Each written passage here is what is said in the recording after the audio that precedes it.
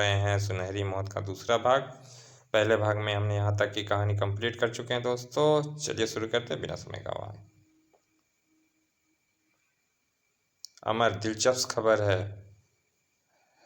सहाला नारायण वापस अपने घर पहुंच गई। कब पहुंची और कैसे? क्या पता नहीं। सेठ विक्रम का फोन था। वह कहता है उसकी बेटी सुरक्षित वापस आ गई है। यह तो सचमुच दिलचस्प खबर है। चलो जरा सहाला से मिलकर आते हैं। तुम दोनों जाओ, मुझे एक केस के चक्कर में कोर्ट जाना है।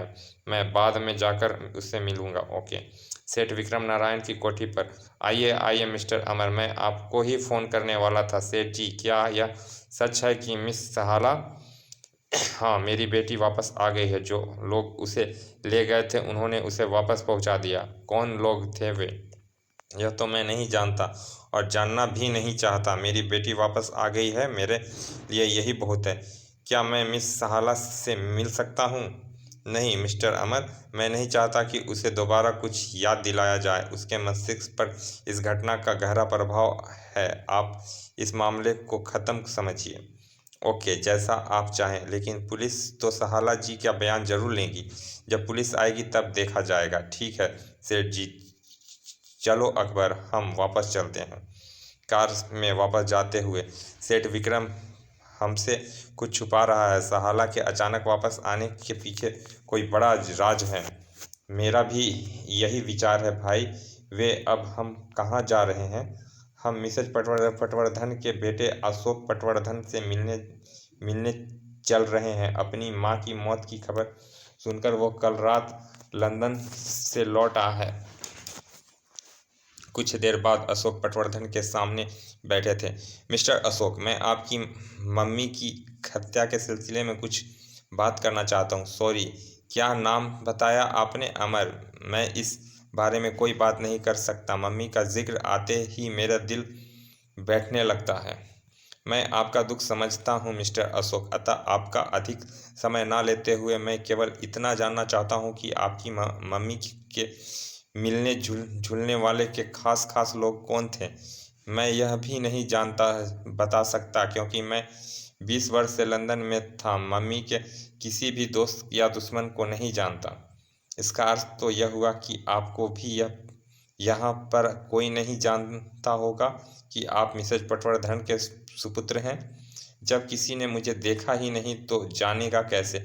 मैं 4 वर्ष का था तभी लंदन चला गया था। अब पहली बार हिंदुस्तान आया हूँ। अब अब आप लोग जा सकते हैं। मुझे एक ज़रूरी काम से बाहर जाना है। ओके। ओके अकबर। चलो अकबर। बाहर आने के बाद उस्ताद, एक बात साफ है कि अशोक को अपनी माँ की मौत का जरा भी दुख नहीं है।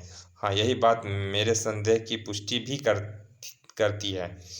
आपको अशोक पर कुछ संदेह है?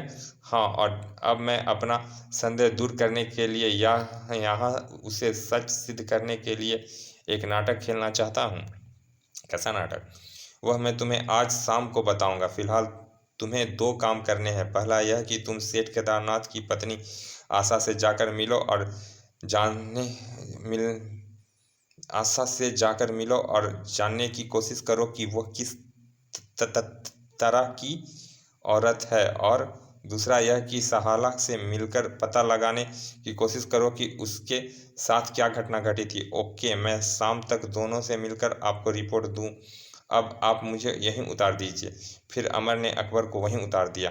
शाम तक अकबर दोनों काम करके वापस आ गया। तुम आ गए तुम? जी हाँ, मैं दोनों से मिलकर आया हूँ। क्या रिपोर्ट है?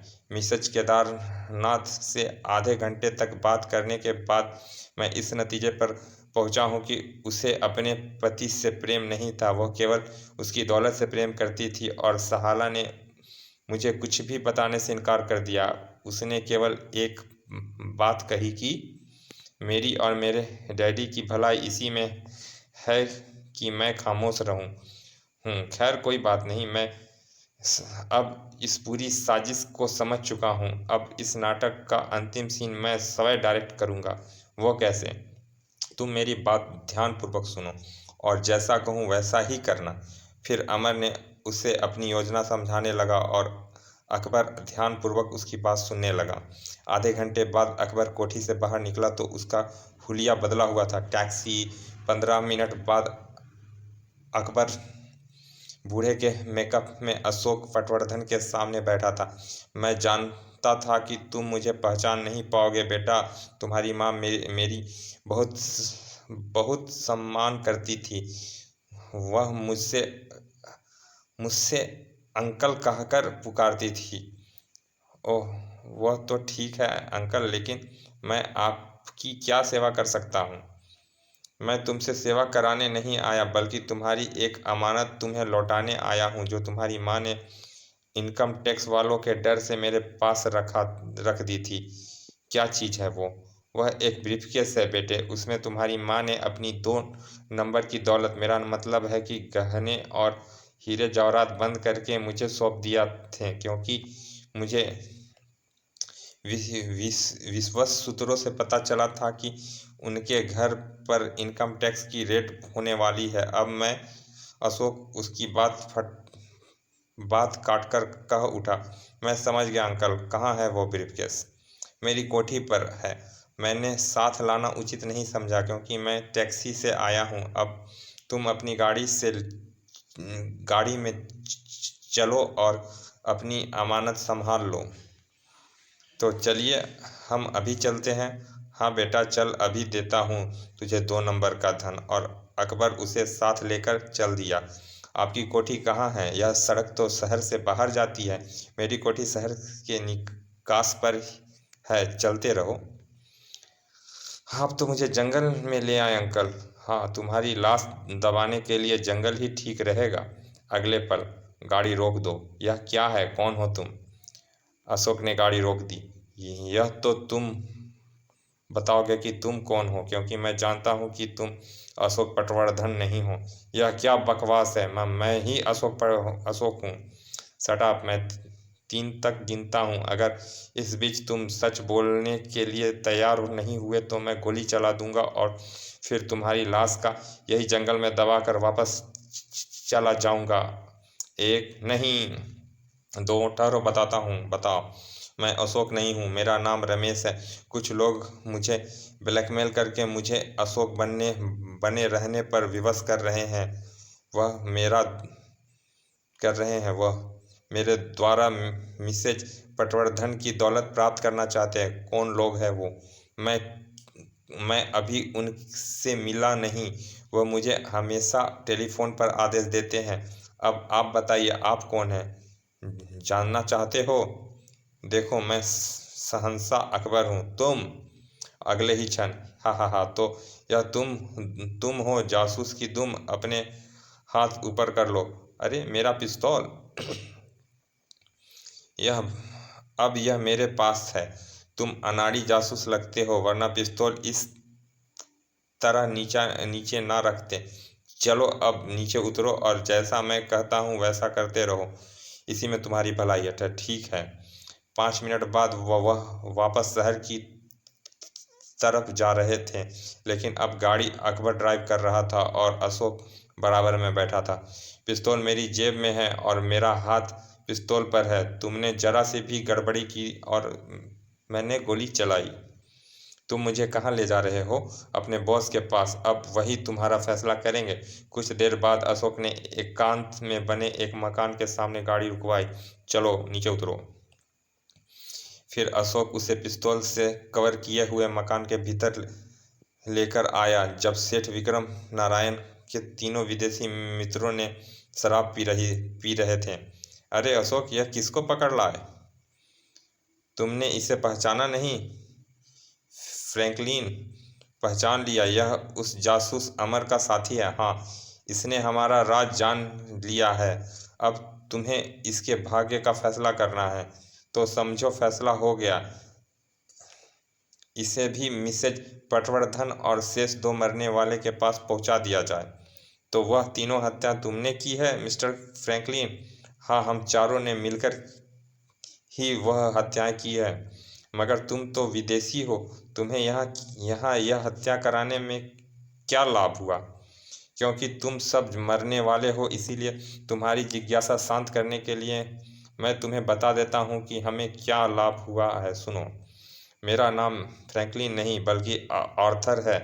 हम तीनों दोस्त लंदन में ही अपराध करते रहते हैं, लेकिन वहाँ हम छोटे मोटे अपराध करते करते उबक उकता गए थे। इसीलिए हमने एक बड़ा प्रोग्राम बनाया और कुछ ऐसे भारतीयों का पता चलाया जो लंदन में रहते थे और भारत में उनकी किसी ने देखा नहीं था। उनमें से एक अशोक पटवर्धन था। हमने उसकी हत्या कर दी है और उसे जरूरी कागजात प्राप्त कर लिया। फिर हमने भारत आकर मिसेज पटवर्धन की हत्या करने की योजना बनाई। पूरी योजना यह थी कि मिसेज पटवर्धन की हत्या करके किसी को अशोक पटवर्धन बना दिया जाए और उसके द्वारा पटवर्धन परिवार की सारी दौलत लंदन ट्रांसफर कर ली जाए। हमारा दूसरा शिकार सेठ विक्रम नारायण था। उसकी उसकी एक फर्म लंदन में थी। उसका एक पार्टनर फ्रैंकलिन था। हमें पता चला कि सेठ विक्रम और फ्रैंकलिन अभी कभी आपस में नहीं मिले थे। बस हमने फ्रैंकलिन की भी हत्या कर दी और उसकी जगह मैं फ्रैंकलिन बनकर अपने दोस्त के साथ भारत आ गया। हमने सेठ विक्रम नारायण को धमकी दी थी कि अगर उसने लंदन की फर्म हमारे नाम नहीं की तो उसकी बेटी की हत्या कर दी जाएगी। उससे यह धमकी हमने सहाला का अपहरण करके दी और सेठ विक्रम ने हमारी शर्त स्वीकार कर ली तथा कागज बनवाकर हमारे हवाले कर दिए। तब हमने सहाला को छोड़ दिया। तीसरा शिकार हमारा हाथ अचानक लग गया। एक क्लब में मेरी भेंट सेठ केदारनाथ की पत्नी से हो गई। वह मुझे लंदन से ही जानती थी। उसने अपने पति की हत्या कराने के लिए मेरी सेवा प्राप्त की और मुझे लंदन से 50,000 पाउंड देने का वादा किया। मैंने उसके पति की भी हत्या कर दी थी। अब मैं तुम्हें बताता हूँ कि मिसेज पटवर्धन की हत्या हमने किस प्रकार की थी। अकबर हाथ उठाकर बोला, मिस्टर फ्रैंकलिन उर्फ आर्थर, मैं जानता हूँ कि तुमने वह हत्या कैसे की थी। तुम वह खतरनाक सुनहरा सांप साथ लेकर आए थे। सेठ नारायण पर दबाव डालकर तुमने मिसेज पटवर्धन की पार्टी में बुलवाया था और उस बेयर को एक अच्छी रकम देकर इस बात के लिए राजी कर ली कि वह सांप वाला लिफाफा मिसेज पटवर्धन तक पहुंचा दे। उसने लिफाफा पहुंचा दिया और सांप के काटने से मिसेज पटवर्धन मर गई। लेकिन हमें बेयर पर संदेह हो गया। हमने उससे पूछताछ करनी चाहिए तो तुमने उसे गोली मार दी। जब हम बेयर से पूछताछ कर रहे थे तब तुम ड्राइंग रूम के बाहर ही खड़े थे। बेयर को गोली मारकर तुम फुर्ती से वापस होकर अपने साथियों के पास जा खड़े हुए और वेल मिस्टर अकबर, तुमने बिल्कुल ठीक अनुमान लगाया है। अब कम से कम हमारी इस स्कीम की दाद तो दे दो। दाद मैं दूंगा। सबने घूमकर देखा। अपना पिस्तौल फेंक दो मिस्टर अशोक, या अशोक, जो भी हो तुम। हुर्रे, तुम यहाँ कहाँ से आ गए? लगता है यह बहुत पहले ही अलमारी में छुपा हुआ था। हाँ मिस्टर आर्थर, पहले अपने साथियों से कहो कि वह पिस्तौल फेंक दे वरना मैं तुम्हें गोली मार दूंगा। पिस्तौल फेंक दो। अशोक ने पिस्तौल फेंका, जिसे तुरंत अकबर ने उठा लिया और अगर तुम यह पिस्तौल नहीं भी फेंकते तो भी कोई फर्क नहीं पड़ने वाला था, क्योंकि यह पिस्तौल खाली है, इसमें गोलियां नहीं है। खाली है? पिस्तौल खाली कैसी थी? क्योंकि यह मेरा पिस्तौल है। मैंने जानबूझकर अशोक को अवसर दिया था कि वह तुमसे पिस्तौल झपटे और फिर इसी पिस्तौल के बल पर मुझे तुम लोगों के पास ले जाए। तुम लोग अपनी स्कीम की दाद पाना चाहते थे ना, लेकिन अब तो तुम्हें मेरे उस्ताद अमर महान की स्कीम की दाद देनी होगी। हा हा हा हा। अमर की स्कीम? ये क्या स्कीम थी वो? मैं बताता हूँ मिस्टर आर्थर उर्फ फ्रैंकलिन। मुझे पहले दिन से ही तुम पर संदेह हो गया था, अतः 2 दिन से मैं तुम्हें पीछे लगा हुआ था। जब तुमने सेठ केदारनाथ को गोली मारी थी तब भी मैं क्लब में मौजूद था, लेकिन उस समय मैंने तुम पर हाथ नहीं डाला था और तुम्हारा पीछा करते हुए यहाँ तक आकर तुम्हारा अड्डा देखा था, क्योंकि मैं तुम्हें सबूत के साथ गिरफ्तार करना चाहता था। तुम्हारे पास अब भी मेरे विरुद्ध क्या सबूत है? अभी तो तुम सर्व अपनी योजना का बखान कर रहे थे।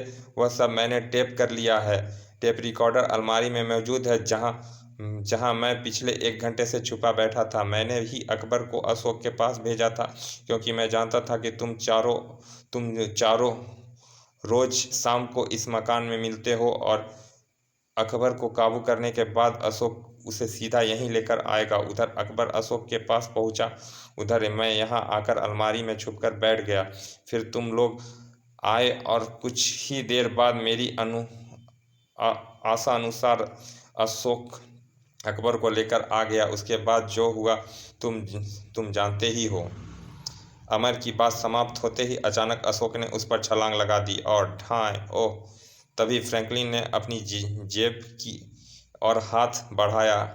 कोशिश बेकार है प्यारे, देखो मैं तुम्हें एक भारतीय दाव धोबी पाठ दिखाता हूँ। और अगले ही पल उफ! तभी बाहर से लोगों की आवाज़ें सुनाई दी, साथ ही दरवाज़ा धड़धड़ाया गया। धड़ धड़ धड़। अमर अमर अमर अंदर क्या हो रहा है? दरवाज़ा खोलो। लो भाई, इंस्पेक्टर प्रधान भी पहुंच गए।